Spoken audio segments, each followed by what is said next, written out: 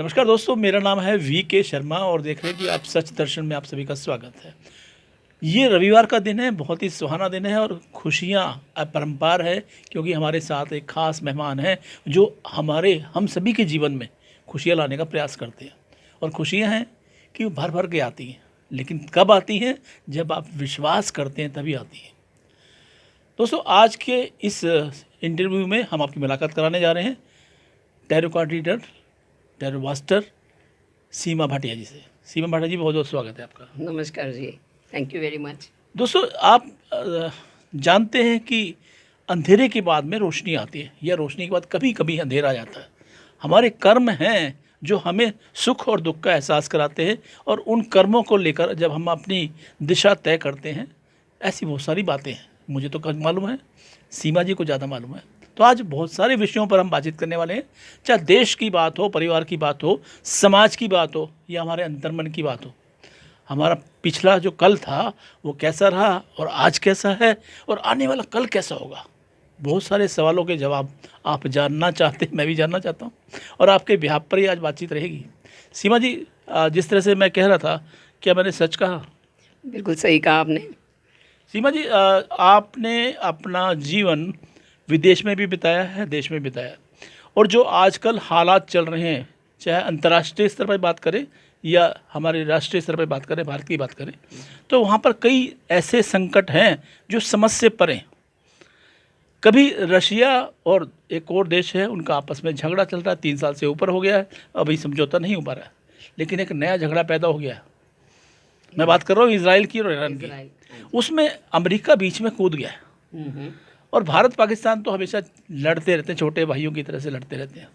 तो ऐसे में अगर हम जानना चाहें कि हमारा जो भारतवर्ष है उसका जो आज अभी संकट में गुजर रहा है, तो आने वाले कल में क्या भारत एक बार फिर से ऊंचाइयों पर आ पाएगा? Thank you. क्वेश्चन तो बहुत क्रिटिकल और टिपिकल भी पूछा है आपने मुझसे। और भारत तो हमेशा ही हमारा ऊंचाइयों पर था, है और रहेगा। था, है, रहेगा, इस बात को हमेशा याद रखें आप। हाँ, युद्ध लगे हुए हैं और ये जो हमारा समझ लीजिए 2025 है, ये सेम कैलेंडर है 1941 का। 1941 में जो हमारे साथ बहुत सारी त्रासदियाँ हुई थी, सेम एज़ इट इज़ त्रासदियाँ इस साल में भी हो रही हैं। अभी तक तो 6 महीने ही बीते हैं, अभी 6 महीने बाकी हैं। सो क्रॉस करिए अपनी फिंगर्स और बहुत ही धैर्य से चलिए, यात्राएं कम करिए। मैं ये कहूँगी, ये जो युद्ध हो रहे हैं, बहुत आसार है कि भारत पाकिस्तान का युद्ध फिर से लग जाए एक बार। बहुत आसार हैं।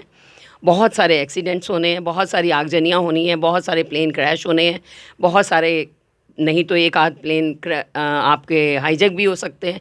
बहुत कुछ हो सकता है और बचकर चलें तो बहुत अच्छा होगा। सीमा जी, मुझे डर लग रहा है और जिस तरह से आप बता रहे हैं, वास्तव में डरने वाली बात तो है कि 1941 यानी द्वितीय विश्व युद्ध की जो आप बात कर रहे हैं, जैसा माहौल उस समय में था वैसा माहौल एक बार फिर से बनने जा रहा है। आप देखेंगे कि हमारे यहाँ पर, हमारे आसपास के क्षेत्रों में, ये पूरे विश्व में बिना बात के खामखा लड़ाई हो रही है। कोई लेना नहीं, कोई देना नहीं। अभी जैसे इजराइल और ईरान का युद्ध हुआ, बीच में अमेरिका टपक गया और उसने कुछ दिनों में वो युद्ध शांत भी करा दिया। यानी बनाया भी उन्होंने ही और जो समाप्त भी किया उन्होंने ही किया।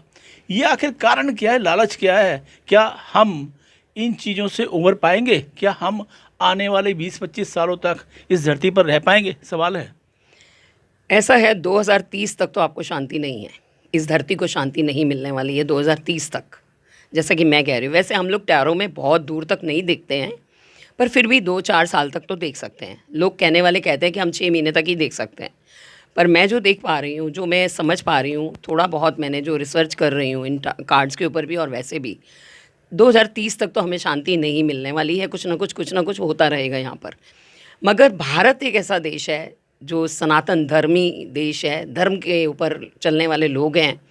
और आप भी जानते हैं ये चीज़, आपको भी मालूम है कि हम लोग जो है ना, शिव की शक्ति की धरती है, और जहाँ शिव और शक्ति होते हैं ना, वहाँ तो बचाव होना लाजमी है। तो हम बहुत हद तक सेफ़ हैं, लेकिन अगर कहा जाए कि 100% सेफ़ है तो मैं ये नहीं कह पाऊँगी। बहुत कुछ होने वाला है, हो चुका है, हो रहा है, ये आपको भी पता है। लेकिन 30 के बाद आपको बहुत शांति और सुकून मिलने वाला है और भारत टॉप पे जाने वाला है।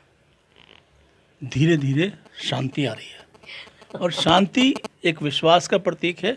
मुझे लगता है कि अब हमें भारत की बात करनी चाहिए। आपने सुना कि सीमा जी ने कहा कि 2030 तक तो संकट है, कोई बात नहीं, थोड़ा सा झेल लेंगे, 4-5 साल की बात है ना। और हमें तो शुरू से झेलने की आदत है। भारत के जो बाशिंदे हैं, भारत के जो नागरिक हैं, मुसीबतों से लोहा लेते रहे, चाहे हमारी सीमाओं की बात हो या हमारे घर की बात हो या हमारे आसपास के वातावरण की बात हो। अब सवाल यहाँ पर ये है कि ये जो 4-5 साल का वक्फा है, समय है, इसको हम कितने सुचारू रूप से या संकटों को झेल कर अपने आप को मजबूत करते हुए निभा सकते हैं? क्या कोई उपाय है या ऐसे किन किन चीज़ों से सावधान रहना पड़ेगा? अपने घर की बात करें, समाज की बात करें, देश की बात करें। जी, बहुत अच्छा सवाल पूछा है आपने। बिल्कुल सही कहा आपने कि हमें बहुत सारे बचाव करने हैं। सबसे पहले तो 2025 मंगल का साल है, ये तो आपको भी मालूम है और हम सब जान रहे हैं। और मंगल के जो देवता हैं वो हैं हनुमान जी। तो हनुमान जी की पूजा करिए। हनुमान जी तो 100 योजन लांघ कर भी सूर्य तक पहुंच गए थे, तो वो हमें कोई भी कष्ट आने नहीं देंगे। पहली बात तो अगर सूर्य भी सामने आए लड़ने के लिए तो वो उसे खा जाएंगे, पहली बात। इसलिए डरना नहीं है, बिल्कुल भी डरने की कोई बात भी नहीं है, क्योंकि हम भारत में हैं और हमारे प्रधानमंत्री मोदी जी हैं। आपने ये बिना कुछ देखे बताया। ये जो आपके कार्ड्स हैं, टैरो कार्ड्स हैं, वो भी कुछ इस बारे में संदेश देते हैं? दर्शक हैं, वो जानना चाहते हैं, हमारे दर्शक जागरूक हैं और दर्शक चाहते हैं कुछ दिखाओ उनको। आप ज़रूर दिखाएंगे, आपको कार्ड से ज़रूर दिखाएंगे। क्या देखना चाहेंगे आप बताइए, कुछ पूछिए, कोई क्वेश्चन अपना दीजिए मुझे, ऑन द स्पॉट क्वेश्चन का आंसर आपको दिया जाएगा। ऑन द स्पॉट का क्वेश्चन का यही है कि जो भारत में इस समय जनता यहाँ तकलीफ़ें झेल रही है और वो हालांकि विश्वास की एक कड़ी जुड़ गई उनसे, नाम है नरेंद्र मोदी, जिनके हाथ में भारत की कमांड। तो ऐसे में जो भविष्य है, क्योंकि भारत की जो अर्थव्यवस्था है वो कहते हैं कि 5वीं पायदान पर आ गई, आने वाले कुछ सालों में 3री पायदान पर आ जाएगी। लेकिन विपक्षी पार्टी है वो आरोप लगाते हैं कि हम तो महंगाई झेल रहे हैं और सब कुछ बेड़ा गर्क हो गया है। तो ऐसे में हम उज्जवल भविष्य भारत का कैसे देख पाते? कार्ड क्या कहते हैं इस बारे में? देखिए, भारत का भविष्य तो अब आप खुद देख लीजिए। कार्ड आया ट्रैवलिंग। भारत ट्रैवल कर रहा है, भारत ट्रैवल कर रहा है अपनी ऊंचाइयों के लिए, भारत ट्रैवल कर रहा है अपनी सच्चाइयों के लिए, भारत ट्रैवल कर रहा है टॉप पर आने के लिए। लेकिन इस ट्रैवलिंग में यू कैन सी सूरज तक उड़ते हुए धुएं भी दिख रहे हैं आपको जी। तो बहुत सारे धुओं से, बहुत सारी आंधियों से लड़ना पड़ेगा। टॉप पर तो आना ही है और आएंगे ही, बिल्कुल आएंगे ही। तो स्पेसिफिक कोई टाइम है इसमें? कितना समय लग पाएगा?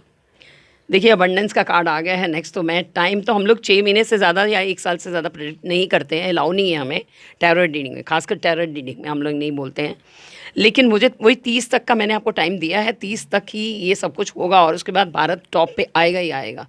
क्योंकि भारत एक जो देश है ना, वो आप समझ लीजिए कि हम कहते हैं हर नारी में सीता है, राम बसा है हर नर में और हर नारी में सीता है। तो जहाँ राम और सीता जैसे लोग हैं और मोदी जी जैसा राम हमारे पास हैं और यहाँ की सारी स्त्रियाँ सीता जैसी हैं, तो बहुत ही मतलब एक राधा कृष्ण हनुमान जी, कौन से ऐसे देव नहीं हैं जो हमारे पास नहीं हैं। लेकिन सबसे बड़ी हमारे पास विष्णु और लक्ष्मी जी भी हैं। अब ये जो साल है, इस साल में आप देखेंगे कि अभी मैं जो बात कर रही हूँ, अभी गुप्त नवरात्रि स्टार्ट होने वाली है अब, या हो चुकी हैं। गुप्त नवरात्रि में अभी हम दुर्गा की पूजा कर रहे हैं या लक्ष्मी की कर रहे हैं, 9 देवियों की कर रहे हैं। एक्चुअली गुप्त होती है, ये बताते नहीं है किसी को किसकी पूजा कर रहे हैं। लेकिन हम लोग कुछ भी सोचते हैं मन में, मैनिफेस्ट करते हैं, हमें ये चाहिए, ये 9 देवियाँ आपको दे के रहेंगी। आपको पता है, आप देख लीजिए हमारे ही देश में है ना ज्वाला देवी जी। किसकी ताकत हो गई बुझाने की? कोई कर पाया? हमारे ही देश में है ना चिंतपूर्णी, हमारे देश में है नैना देवी। ज्वाला देवी और चिंतपूर्णी के, नैना देवी के बीच में एक आंधी आती है, एक ही समय पे आती है, बारिश आती है, तूफान उठते हैं और ज्वाला देवी से चिंगारी उठती है और जाती है नैना देवी तक। कई लोगों ने साक्षात देखा है ये हमारा देश है। तो यहाँ तो चमत्कार होते ही हैं और चमत्कार को नमस्कार भी होते हैं। चमत्कार होते रहेंगे, भारत आगे बढ़ता रहेगा, मुझे कोई शंका नहीं है। आपको कोई हो तो पूछिए, मैं उसे दूर करूँगी। शंका तो मुझे भी नहीं है ऐसा। मैं तो एक उदाहरण देना चाहता हूँ, अभी ताज़ा उदाहरण है। अभी ठीक 24 घंटे पहले एक अंतरिक्ष यान उड़ा फ्लोरिडा से, अमेरिका से। उसमें भारत के एक यात्री, भारत के एक हमारे नागरिक ने एक बार फिर से विजय पताका लहराई। हालांकि अड़चने आई, 4, 5, 6 बार कोशिशें की गई, वो अंतरिक्ष यान नहीं उड़ पाया। विपरीत परिस्थितियाँ थी, लेकिन अब वो अंतरिक्ष स्टेशन पर जा चुका है और हमारे यात्री राकेश शर्मा के बाद एक बार फिर से चांद की तरफ अंतरिक्ष में गए हैं। वो यात्री इतने सालों बाद, 41 सालों बाद फिर से अंतरिक्ष में पहुँचे हैं। विपदाएं, अड़चनें झेलने के बाद में उन्हें एक बार फिर से विजय प्राप्त हुई है। यही है जो शायद हमारी सीमा जी कहना चाहती हैं। अड़चनें आएंगी, लेकिन अड़चनों के बाद एक नया सवेरा निकलेगा। इसमें समय, जैसा बताया कि 2030 तक का हमें इंतजार करना पड़ेगा। उसके अलावा कुछ खास बातें हैं भारत को लेकर आपके मन में? भारत को लेके मेरे मन में ये है कि मैं कुछ कहना चाहती हूँ, हालांकि मेरा पता नहीं हक है कहने का या नहीं है। थोड़ा सा हमें अपने संस्कारों पर और जोर देना है, क्योंकि बच्चे हम खुद ही नहीं सुधर पा रहे हैं। मैं एक और भी कहना चाहती हूँ आपको। अब आप देखिएगा, इन 2 सालों में एक बहुत बड़ी बात कहने जा रही हूँ, डरने वाली बात है। हमारे सारे इंटरनेट बंद हो जाने वाले हैं। कोई एक समय ऐसा आएगा कि सारे इंटरनेट बंद हो जाएगा। कोई सारी नई टेक्निक आ रही क्या? नहीं, ये तो आपदा है। आपदाएं आनी है, अभी तो आपदाएं 30 तक आनी है आपके ऊपर, पूरे वर्ल्ड पे ही आनी है। हमारे ऊपर नहीं है, पूरे वर्ल्ड पर ही है। लेकिन इंटरनेट भी बीच में बंद होने वाला है कुछ साल के लिए। आपका देखना, कुछ दिनों के लिए, चाहे 1 घंटे के लिए हो, 2 घंटे के लिए हो, साल के लिए हो, लेकिन होगा। नहीं, वैज्ञानिक कह रहे हैं कि एक नई तकनीक विकसित कर रहे हैं जिसमें इंटरनेट समाप्त हो जाएगा और नई कोई एक तकनीकी आएगी जिसके माध्यम से हम आपस में। वो तो टेक्निक की बात कर रहे हो ना, मैं तो आपदा की बात कर रही हूँ कि बंद होगा तो सडनली अगर बंद होता है तो आपके बैंकिंग, आपके फ़ोन्स, आपके नेटवर्क, सारा कुछ बंद हो जाएगा। हमारे लिए तो सांसें रुकने की बात हो जाती है, 1 मिनट के लिए भी नेटवर्क बंद हो जाए। इंडिया में हैं हम और बच्चे बाहर हैं, और कैसे बात करेंगे उनसे? सीमा जी, हम खुशियों की बात कर रहे हैं। सीमा जी, हम बात कर रहे हैं एक ऐसे उजियारे भविष्य की जो भारत की जनता के हित में हो और अंधकार से रोशनी की तरफ जाना चाहते हैं। तो वही बताओ ना, डर के मेरे को हार्ट अटैक। नहीं, डरिए मत, डरने की कोई बात ही नहीं है। भारत में रह रहे हैं आप, डरने की कोई बात नहीं है। भारत बहुत सुरक्षित है और काफ़ी देशों से ज़्यादा सुरक्षित है। तो याद और रखिए। क्या क्या अचीवमेंट्स हो सकती हैं भारत को लेकर आपके? देखिए, अचीवमेंट मुझे ये लग रहा है कि अभी इस बार तो अभी अपनी राजनीति में भी बहुत सारी उथल होने वाली है। देखते क्या होता है, मुझे पता नहीं। इस वजह में ज़्यादा वैसे राजनीति के बारे में मैंने अभी देखना बंद कर दिया काफ़ी टाइम से। लेकिन मुझे लगता है कि अगर मोदी जी एक बार और आ जाते हैं, रहते हैं, तो हमारे लिए बहुत अच्छा होगा, बहुत ही अच्छा होगा। और होना भी चाहिए, आने भी चाहिए मोदी जी। उसके बाद हमारा देश जो टेक्निक्स लेकर आ रहा है, जो रोड के हमारे जितनी चीज़ें बन रही हैं, बढ़ रही हैं हमारे देश में, हाईवेज़ इतने बन रहे हैं, इतने एजुकेशन हब बन रहे हैं। और आप देखिए ना, जब नालंदा यूनिवर्सिटी हमारी स्टार्ट हो जाएगी ना, उसके बाद आप हमारा जलवा देखिएगा भारत का। फिर लोग आएंगे इंडिया में पढ़ने के लिए, फिर लोग बाहर छोड़ के इंडिया की तरफ दौड़ेंगे। नालंदा जैसी अगर 5 या 4 यूनिवर्सिटीज़ भी यहाँ बन जाती हैं तो आप देखिएगा नज़ारा भारत का, लोग दौड़ के भारत की तरफ आने लग जाएंगे। यही भारत की जीत होगी। एक और इतिहास रचा भारत ने मोदी साहब के नेतृत्व में। कश्मीर में एक ऐसा ब्रिज बनाया जो वर्ल्ड का सबसे ऊंचा ब्रिज, जहाँ पर ट्रेन चलती है।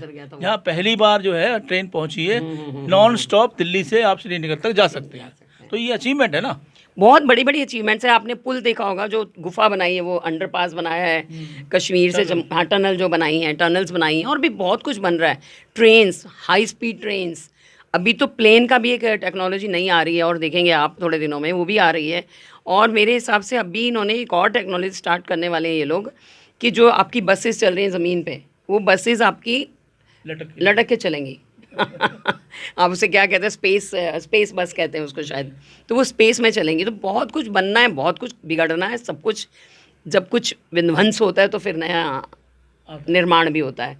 तो है सरल विध्वंस करना, पर कठिन निर्माण करना। भारत हमेशा कठिन काम करता आया और करता रहेगा। वो निर्माण करता आया है और करता रहेगा। वो विश्व का निर्माता है, वो रहेगा। दोस्तों, बहुत सारी बातें, बहुत सारे सवाल हैं आपकी तरफ से जो हमें मिले, और इसलिए मैं सीमा जी के पास बैठा हूँ, क्योंकि वो टैरो मास्टर हैं और उनके पास में जो भविष्य या वर्तमान या कहें कि कुछ भी हो, इस तरह के कार्ड के माध्यम से वो बताते हैं।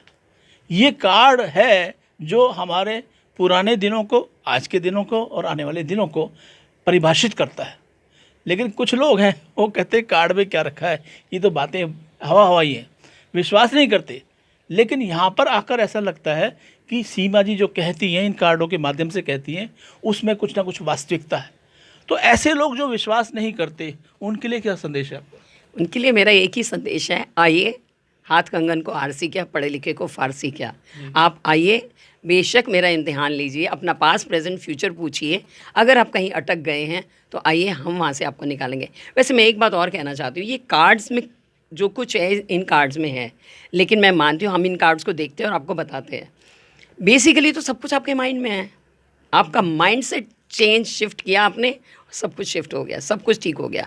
आप हमारे पास रोते हुए आते हैं, हम आपको यहाँ से हंसते हंसते भेजते हैं। ऐसा एक्सपीरियंस आप भी कर चुके हैं। तो लोग आते हैं रोते हुए, जाते हैं हंसते हुए, क्यों? कोई तो कारण है ना यहाँ पर, कुछ तो है हमारे पास पॉजिटिविटी जो हम उनको दे के भेजते हैं कि जाइए आपका दिन बदल जाएगा, आपके बीमारियाँ बड़ी बड़ी कैंसर तक ठीक हो जाते हैं लोगों के, क्योंकि मैं NLP भी करती हूँ, हीलिंग भी देती हूँ। जो हमारे ऐसे दर्शक हैं जिनके मन में क्वेश्चन मार्क है, उन दर्शकों के लिए कोई ऐसा उदाहरण आप बयान करना चाहेंगे जिससे कि उनको विश्वास बढ़े? हाँ, उदाहरण मेरे पास इतने सारे टेस्टिमोनियल। आप मेरे चैनल पे जाइए, आप मेरे इंस्टाग्राम के चैनल पे अनंता टेरट पे जाइए, यूट्यूब चैनल पे जाइए, अनंता पे जाइए। सीमा जी, इसी हम साक्षात्कार में जानना चाहते हैं, एक या दो उदाहरण हम बता दीजिए कल का ही एक उत्सुकता में। हाँ बिल्कुल बताती हूँ। मेरे पास एक नेताजी आए थे और उन्होंने कहा कि टिकट किसको मिलेगी। मैं आपके दिल्ली का ही उदाहरण दे देती हूँ, क्योंकि मेरे पास बहुत सारे उदाहरण हैं, ऑस्ट्रेलिया के, इधर के, उधर के, बहुत सारे उदाहरण हैं। तो मेरे पास आए और मुझे कहने लगे कि अरे टिकट उन्हीं को मिलेगी। मैं नाम नहीं लेना चाहूँगी क्योंकि नेतागिरी की बात होती है तो थोड़ा हमें सोच समझ के बोलना होता है। तो उन्होंने मुझे कहा कि उनका टेस्टिमोनियल है उसमें, मेरे फीडबैक में आप देख सकते हैं। उन्होंने कहा कि अरे मैडम ऐसे कैसे हो सकता है, उनकी तो टिकट कट ही नहीं सकती। और हमने कहा सर मेरे कार्ड ऐसा बोल रहे हैं कि उनको टिकट मिल ही नहीं सकती। और थोड़ी बहस भी हुई। उन्होंने कहा कि मैडम आप कैसे कह रही हैं। तो मेरे मुंह से इतना ही निकला कि आप मेरा नाम बदल दीजिएगा अगर उनको टिकट मिल जाए तो। और एंड तक उनका नाम चलता रहा और वो बड़े दुविधा में थे कि मैडम ने, मुझे खुशी माँ कहते हैं, उन्हें खुशी माँ ने कहा था कि टिकट तो इनको नहीं मिलेगी और इनको तो मिल रही है। और सुबह जब नाम अनाउंस हुए तो वो चौंक गए और अपनी चेयर से उठ खड़े हो गए और उन्होंने इमीडिएटली मुझे कॉल किया, खुशी माँ की जय हो। तो वो टिकट उनको नहीं मिली, जो नाम मैंने बताया था उन्हीं को मिली। तो ये तो बिल्कुल साक्षात्कार है, आप उनसे जाकर पूछ भी सकते हैं। और ये बिल्कुल ही मेरे चैनल्स पे भी डला हुआ है, देखिए आप, ये चीज़ें सत्य होती हैं। सत्य कैसे नहीं होती, होती तो हैं। दोस्तों, बातें सत्य होती हैं ये कब पता लगता है? जब वो साक्षात हमारे सामने आ जाती है। लेकिन उससे पहले अगर कोई हमें बताए कि ये होने वाला है तो हम विश्वास नहीं करते, क्योंकि हमारी कल्पना से परे की वो चीज़ है। तो ऐसे में टैरो कार्ड रीडिंग की बात अगर हम करें, टैरो मास्टर सीमा भाटिया जी की बात करें, तो हमारे जीवन में बहुत सारी अलग अलग घटनाएं हैं, अलग अलग सवाल हैं, उनके नतीजे अलग अलग हो सकते हैं। आपके मन में भी अगर कोई सवाल है, कोई इच्छा है और कोई भावना भी है, तो आप बेशक से सीमा भाटिया जी से मिल सकते हैं। अपने भूतकाल की बात हो, वर्तमान काल की बात हो या भविष्य की बात हो, खुलकर बात कर सकते हैं और खामोश भी रह सकते हैं, क्योंकि आप खामोश रहेंगे तो सीमा जी आपको विस्तार से उसके बारे में और भी बता सकते हैं, नई नई चीज़ें बता सकते हैं। और क्या क्या बातें हैं जो सीमा जी आपको बता सकती हैं, जानते हैं सीमा जी से। अभी अभी आपको मालूम है कि हिम्मत सिंह जी जो माउंट एवरेस्ट पर फतेह हासिल करके आए हैं, वो जाने से पहले मेरे पास आए थे। वो मेरे बहुत बड़े फॉलोवर भी हैं और मुझे बहुत प्रेम करते हैं वो, और माता की तरह मानते भी हैं। और कहाँ रहते हैं वो राजस्थान में रहते हैं और जयपुर के पास ही कहीं रहते हैं गांव में। तो वो मेरे को बोले, वो आर्मी, एक्स आर्मी हैं, मेरे पास आए और बोले माता जी मैं जाना चाहता हूँ और मेरे पास एक तो पैसों का अरेंजमेंट नहीं है बिल्कुल भी, वो कैसे होगा। मैंने कार्ड्स देखे उनके, तो मैंने कहा देखो बेटा पैसों का अरेंजमेंट तो हो जाएगा। बोला माता जी 5 दिन बचे, कैसे हो जाएगा। और ऐसा कुछ चमत्कार हुआ कि उनका पैसों का अरेंजमेंट भी हो गया और उसी दिन वो भागे भागे फिर मेरे पास आ गए, माता जी पैसों का अरेंजमेंट तो हो गया। अब ये इसी साल की बात है क्या? बिल्कुल इसी साल की बात है। कब की बात है? ये जनवरी फरवरी, मेरे ख्याल मार्च की बात है, मार्च शायद, मेरे को एग्जैक्ट डेट याद नहीं है क्योंकि मेरे पास रोज़ 2-3-4 लोग आते तो मेरे याद नहीं रहता डेट्स, उम्र भी हो गई है। तो कल भी उनका मुझे फ़ोन आया कि माता जी मैं तो दोबारा जाने की तैयारी कर रहा हूँ। अच्छा, वो आ गए मेरे पास, उनके पैसे भी आ गए और जो वो जाने लगे तो फिर मेरे पास आए तो मैंने भी उनको आशीर्वाद दिया कि बेटा जाइए, फ़तेह करके आइए, लेकिन मैं दोबारा तुम्हारे कार्ड एक बार देखना चाहती हूँ कि रास्ते में कोई अड़चन तो नहीं आएगी। एंड मैंने जैसे कार्ड निकाले तो मेरा तो रंग उड़ गया। मैंने कहा बेटा यहाँ तो बहुत, देखिए बेटा जाना ध्यान से, तुम जा तो रहे हो, जिंदा वापस आ जाना। मैंने एक ही शब्द बोला उनको, जिंदा वापस आ जाना, कुछ भी हो जाए। तुम जैसे ही ऊपर पहुँचोगे बहुत बड़ी आफत आएगी और तुम वहाँ से रुकना मत, बस भाग लेना। अगर तुम रुके तो तुम बच के नहीं आओगे। उनको पूछ लेना, वो आए थे हमारे यहाँ, इंटरव्यू दिया उन्होंने भी मुझे।